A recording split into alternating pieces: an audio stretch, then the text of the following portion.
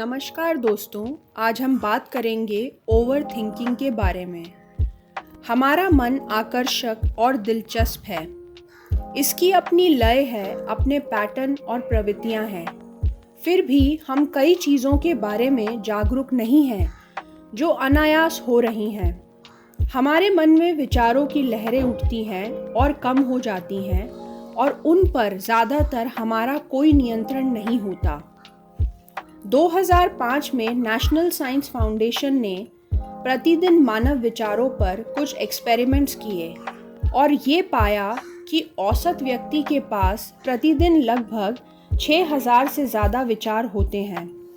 उन्होंने ये भी पाया कि उन हज़ारों विचारों में से 80% विचार नकारात्मक थे और लगभग 95 बिल्कुल वही दोहराए जाने वाले विचार थे जो पहले दिन भी थे। हम देख सकते हैं कि मन की प्रवृत्ति नकारात्मकता पर ध्यान केंद्रित करना है और एक ही राग को बार बार बजाना है।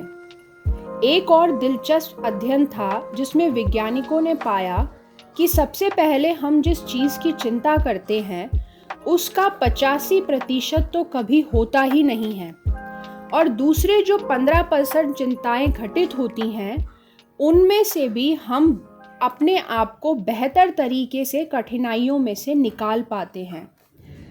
तो वैज्ञानिकों ने निष्कर्ष ये निकाला कि हमारी लगभग 97% चिंताएं जो हैं या विचार जो हैं वे निराधार हैं और निराधार निराशावादी धारणा का परिणाम है।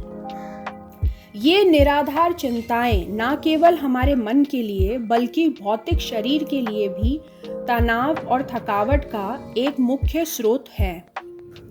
अब दोस्तों सवाल उठता है कि अपने दिमाग को या इन विचारों को हम किस तरीके से मैनेज करें।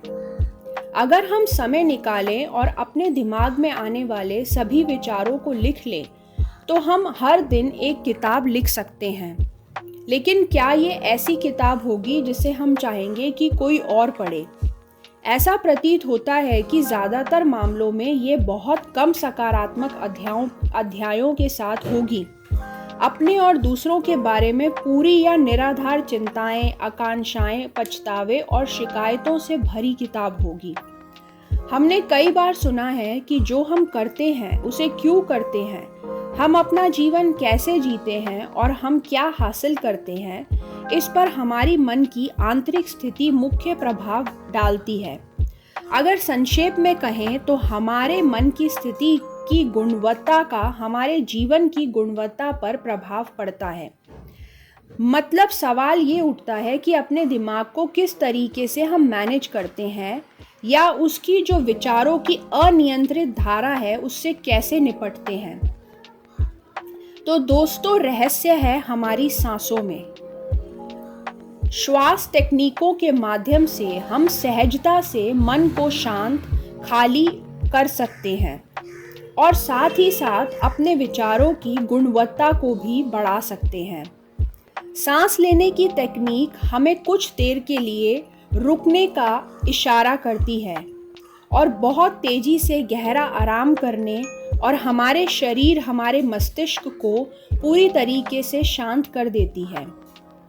ऐसा बहुत से वैज्ञानिक अध्ययनों में भी पाया गया है कि यदि जब हम सांस के ऊपर अपना ध्यान केंद्रित करते हैं तो कुछ क्षण के लिए हमारे विचार कम हो जाते हैं या एक ऐसी भी स्थिति आती है जहां हमारे विचार शून्य हो जाते हैं। दोस्तों ऐसी कई और तकनीकें हैं जिनसे आप ओवर थिंकिंग को रोक सकते हैं या कम कर सकते हैं। जैसा कि कहीं पढ़ा था मैंने कि जब भी ओवर थिंकिंग हो तो विचारों को लिख लीजिए और जब अंडर थिंकिंग हो तो पढ़ने लगिए। ज़्यादातर जब भी ओवर थिंकिंग होती है तो हमें विचारों को लिख लेना चाहिए या फिर उन खुश दिनों को याद करना चाहिए जो हमारे जीवन में हुए हैं।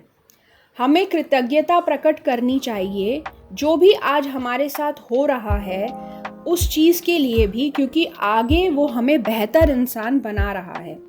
जब भी ओवर थिंकिंग लगे आपको तो कुछ ना कुछ वॉक करने के लिए निकल जाइए, अपना कमरा साफ करने लगिए, या फिर कुछ पानी पी लीजिए या कुछ खा लीजिए। एक दूसरा तरीका ये है कि अपने मस्तिष्क से बात करिए एक थर्ड पर्सन की फॉर्म में, और उसको बताइए कि आप किन बातों की चिंता कर रहे हैं। क्या ये चिंताएं या जो विचार आपके दिमाग में चल रहे हैं वो वर्थ इट है भी या नहीं है। और इस चीज़ के लिए अपसेट मत होइए कि आप ओवर थिंकिंग स्टॉप नहीं कर पा रहे हैं। शांत होकर अपनी जो सांसें हैं उन पर ध्यान कीजिए और अपने हृदय की सेंसेशन को भी ध्यान कीजिए। और एक तरीका है जिससे आप ओवर थिंकिंग को थोड़ा कम कर सकते हैं, वह है प्रेयर, प्रार्थना। जब भी आप प्रार्थना करते हैं तो थोड़ी देर के लिए आपका मस्तिष्क, आपके विचार जो एक यूजुअल पैटर्न में चल रहे हैं उससे हट जाते हैं और हम पूरा अलग तरीके से सोचना प्रारंभ कर देते हैं। तो ये कुछ तरीके थे जिससे कि हम ओवर थिंकिंग को कम कर सकते हैं। दोस्तों, हमारा दिमाग हमारी सबसे बड़ी चुनौती और बाधा हो सकता है, फिर भी अगर हम इसे कुशलता से प्रबंधित करते हैं तो यह हमारा सबसे बड़ा सहयोगी हो सकता है, जिससे हमें व्यक्तिगत विकास और कार्य प्रदर्शन की नई ऊंचाइयों तक पहुंचने में मदद मिलती है। धन्यवाद दोस्तों, आशा करती हूँ यह आपको वीडियो पसंद आई होगी। कमेंट सेक्शन में अपने विचार शेयर कीजिए कि जब भी आप ओवर थिंकिंग से गुजरते हैं या आप महसूस करते हैं तो आप अपने जीवन में क्या करते हैं। धन्यवाद, आपका दिन शुभ हो।